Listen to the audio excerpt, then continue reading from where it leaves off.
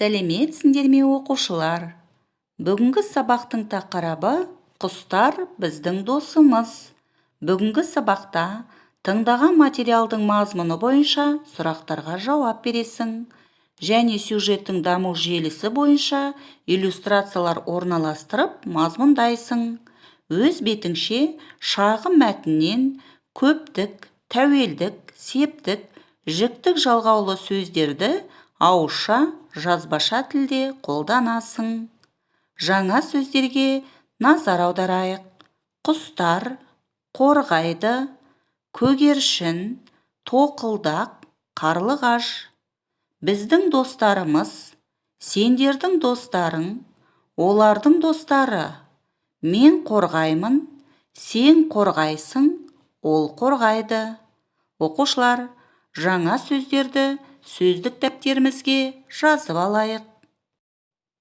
Оқы, қайтала. Тоқылдақ, қарлығаш, көгершін.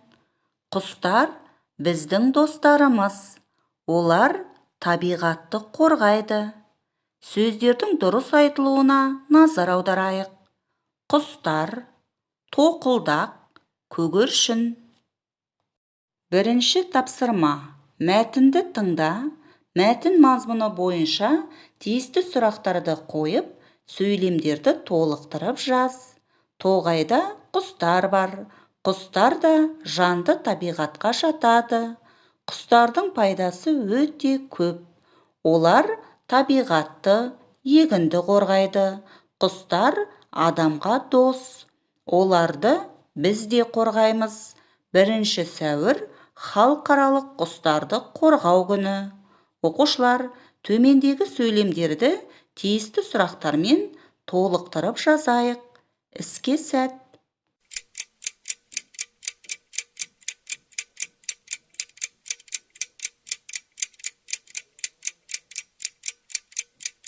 Сөйлемдерді қандай сұрақтармен толықтырып жаздыңдар? Бірге тексерейік. Тоғайда нелер бар? Құстар қандай табиғатқа жатады? Құстар нені қорғайды? 1 сәуір қандай күн? Оқушылар, сендердің де толықтырған сөйлемдерің осындай болды деген ойдамын. Екінші тапсырма. Суреттерге қарап, сөйлемдерді толықтыр. Суреттердің ретін мәтін мазмұны бойынша белгіле. Оқушылар, жұмыстарыңа сәттілік тілеймін.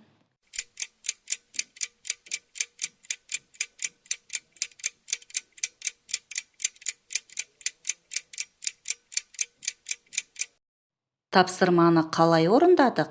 Өз жауаптарыңды біз ұсынған жауап нұсқасымен салыстырып көріңдер. Тоғайда құстар бар. Құстар табиғатты қорғайды. Біз де құстарды қорғаймыз. 1 сәуір құстар күні. Оқушылар, сендердің де тапсырмаларың дұрыс орындалды деп сенемін. 3 тапсырма. Мәтінді оқы. Әр сөйлемге сұрақ қой. Құстардың пайдасы көп. Тоқылдақ ағашты қорғайды. Оны орман дәрігері деп атайды. Қарлығаш егінді қорғайды. Көгершіндер бұрын хат тасыған. Құстар да жанды табиғатқа жатады. Оқушылар, мәтіннің әр сөйлеміне сұрақ қояйық. Іске сәт.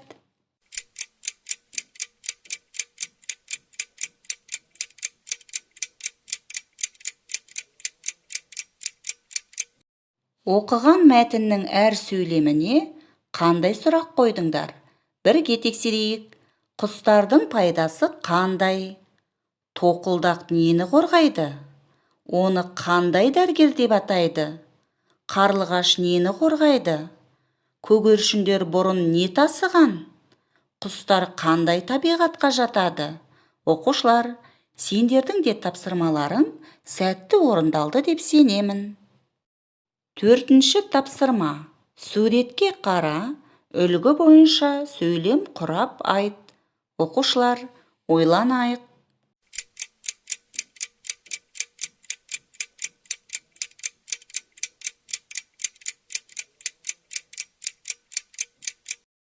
Суретке қарап, үлгі бойынша қандай сөйлем құрап айттық? Бірге тексерейік.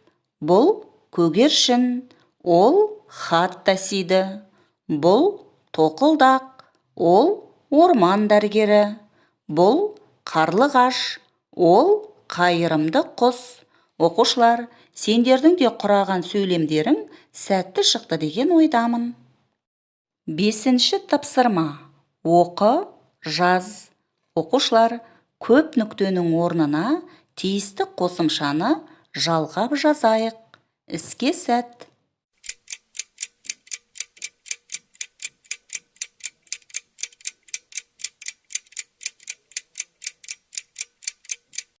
Тапсырманы қалай орындадық? Бірге тексерейік. Құстар менің досым, құстар сенің досың, құстар оның досы, құстар біздің досымыз, құстар сендердің достарың, құстар олардың достары, құстар сіздердің достарыңыз, құстар адамның досы. Оқушылар, сендердің де тапсырмаларың осындай болды деген ойдамын. Бүгінгі сабақтан не үйрендік? Тыңдаған материалдың мазмұны бойынша сұрақтарға жауап бердің және сюжеттің даму желісі бойынша иллюстрациялар орналастырып мазмұндадың. Өз бетіңше шағын мәтіннен көптік, тәуелдік, септік, жіктік жалғаулы сөздерді ауызша, жазбаша тілде қолдандың. Енді бүгінгі сабағымызға бас бармақ тәсілі арқылы кері байланыс жасаймыз. Сендерге барлық тапсырма түсінікті болды деген ойдамын. Үйге тапсырма. 24-ші беттегі 6-шы тапсырма. Төмендегі сұрақтарды кірістіріп, диалог құрыңдар. Оқушылар, сабақ аяқталды. Сау болыңдар.